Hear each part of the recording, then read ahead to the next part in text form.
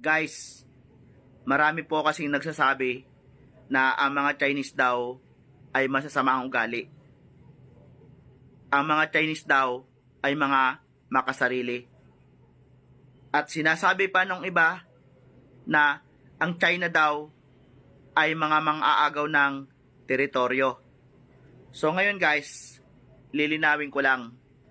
At ito, kaya kong patunayan sa inyo na ang China ay mabubuting bansa at hindi madadamot. At ang mga Chinese ay mababait. So ngayon guys, ganito. Ang China po, ang bansang China po, ang pinakamabait na bansa sa lahat ng mga bansa. Alam nyo kung bakit? Ang China lamang po ang madalas inuutangan ng mga bansa.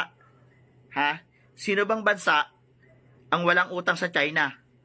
O, di ba? Ngayon guys, ang mga Chinese dito, pag nangutang ka, mabilis talagang bumunot. Di ba? Walang sinabi nga mga Indiano diyan Walang sinabi ang India diyan. Yung bansang India, walang sinabi yan. Ito, ang India, pag nangutang ka, papautangin ka na ng pala at kumot. Pero ito guys, ang bansang China guys, kahit utangin mo trilyon, pauutangin ka ng China.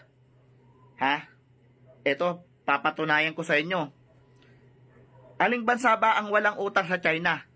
Diba? Lahat ng bansa, halos lahat ng bansa may utang sa China.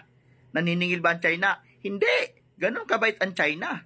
Diba? Ngayon, kaya kong patunayan sa inyo. Ano ang sabi ng China?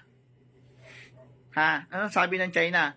O sige, pwede kayo, palagi kayo utang amin Basta kayo, kahit malaki utang ninyo amin Wala problema sa amin. Basta kayo, lagi lang kayo utang-utang amin Wala problema amin Basta kayo pag wala kayo bayad amin, pag hiri kayo makabayad amin Basta ay inyong teritoryo amin yan. Agaw namin yan.